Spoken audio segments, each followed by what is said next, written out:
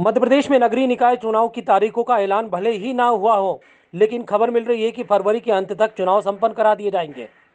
वहीं मार्च अप्रैल तक पंचायत चुनाव हो सकते हैं। प्रदेश की 344 नगरीय निकायों में 2 चरणों में मतदान होगा। इसके लिए दिसंबर के आखिर सप्ताह या फिर जनवरी के पहले सप्ताह में तारीखों का ऐलान किया जा सकता है। इसके लिए राज्य चुनाव आयोग ने तैयारियां पूरी कर ली है। दरअसल राज्य निर्वाचन आयोग की चुनावों की तैयारियों का अंतिम दौर चल रहा है। इसमें तारीखों को लेकर मंथन किया जा रहा है।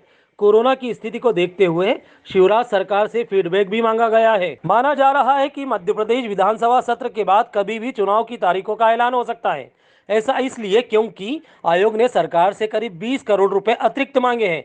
अनुपूरक बजट में इसका प्रावधान होगा। यह राशि कोरोना सामग्री जैसे मास्क, ग्लव्स, सैनिटाइजर के लिए मांगी गई है।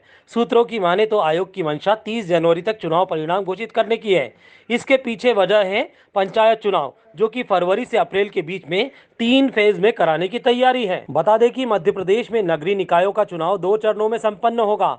कोरोना गाइडलाइन का पालन करते हुए 1 जनवरी 2020 की मतदाता सूची के हिसाब से ही चुनाव आयोजित किए जाएंगे, जिसके लिए electronic voting machine, voting list, मतदान केंद्र और सुरक्षा की दृष्टि से आयोग ने अन्य इंतजाम पूरे कर लिए हैं। नामांकन की प्रक्रिया चुनाव की अधिसूचना जारी करके इसी महीने से शुरू कर दी जाएगी। वहीं जिन जिलों के निकायों की संख्या कम है, वहां चुनाव एक ही चरण में संपन्न कराए जाएंगे, लेकिन बड़े नगर निगम वाले जिलों में नगरीय निकायों का चुनाव 2 चरणों में ही होगा। इसके अलावा नगर निगम, नगर पालिका में पार्षद पद के उम्मीदवारों को शिवराज सरकार ने चुनाव लड़ना महंगा कर दिया है। पहले नगरीय निकाय चुनाव में नगर पालिका में पार्षद पद पर खड़े होने वाले उम्मीदवार को 3,000 रुपये जमानत राशि जमा करनी होती थी, परंतु इस बार आम चुनाव में यह जमानत राशि को बढ़ाकर 5,000 रुपये कर दिया गया है। इसके साथ ही नगर निगम चुनाव में पार्षद पद के लिए जमानत राशि 5,000 रुपये थी, जिसे बढ़ाकर 10,000 रुपये कर दिया गया है। हालांकि नगर परिषदों में पार्षद पद के चुनाव हेतु जमानत राशि 1,000 रुपये ही रखी गई है।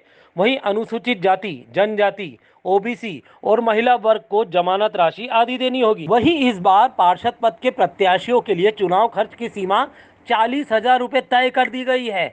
ऑफलाइन के अलावा ऑनलाइन नामांकन फॉर्म जमा करने की सुविधा एमपी ऑनलाइन पर दी जा रही है। इसके लिए उन्हें अपने चुनाव खर्च का ब्यौरा भी जमा कराना होगा। इसके तहत चुनाव की तारीख से 30 दिन के भीतर प्रत्याशी या उसके अधिकृत एजेंट को जिला निर्वाचन अधिकारी के पास व्यय लेखा दाखिल करना होगा। गलत खर्च बताने पर चुनाव निरस्त करने के साथ संबंधित को अयोग्य भी घोषित किया जा सकता है।